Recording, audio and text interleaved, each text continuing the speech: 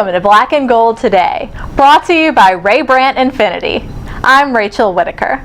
We begin with a special guest from the Star Tribune in Minnesota, Vikings beat writer Matt Vensel, to preview the Saints-Vikings game. Well, Matt, the Vikings have reinstated Adrian Peterson despite the 2 child abuse accusations against him, and the team has said they want the legal process to play out, but we also saw them get destroyed when he was deactivated last week. So what were your impressions of Monday's announcement? Yeah, the timing of it certainly doesn't look good. You know, the fact that they're coming off a ugly, deflating loss to the Patriots where, they averaged 2.8 yards per carry. And, I think the initial decision to deactivate him was met with a lot of praise because we saw the Ravens not act swiftly with Ray Rice and the Panthers not act swiftly with Greg Hardy. And the Vikings came right out and said, he's not going to play Sunday while we kind of gather some facts. But they did that, and a day later after the game, they decided to let him come back, let the legal process play out, let the NFL investigate, and there's plenty of outrage about it here. Some people thought they should stick to their guns and let him sit, but that's how the Vikings explained it. They said that, it looks like this is disciplining that went too far, but they said they don't want to be the judges of it. They'll leave it up to the legal system, and he's going to play. But, you can't help but wonder if he was a third-string running back as opposed to their best player in the face of the franchise if they would have acted any differently. And were GM Rick Spielman and Coach Mike Zimmer asked questions like that? Oh, yeah.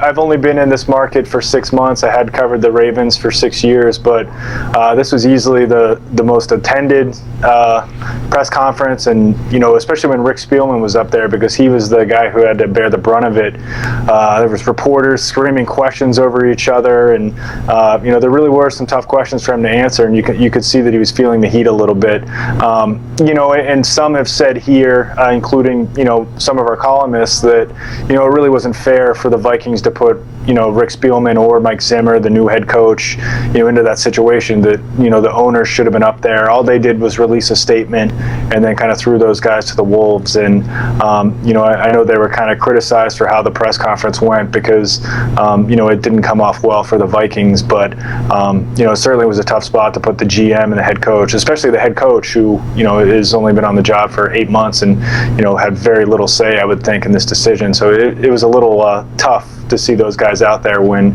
maybe ownership should have answered for their decision.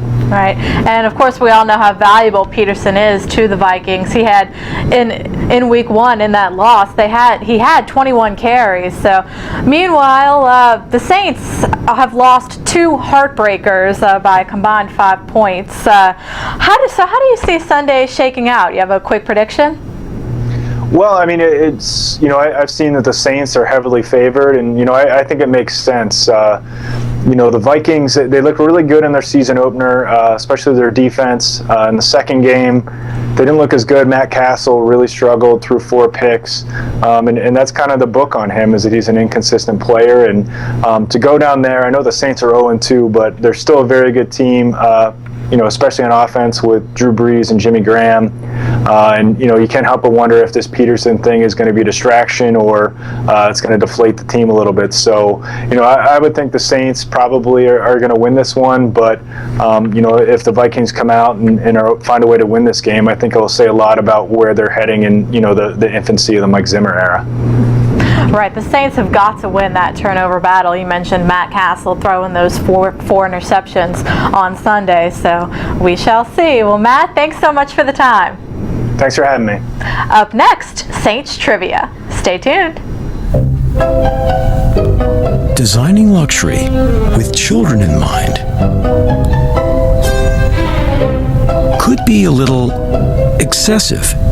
But we found the perfect balance with the Infiniti QX60, featuring effortless third-row access.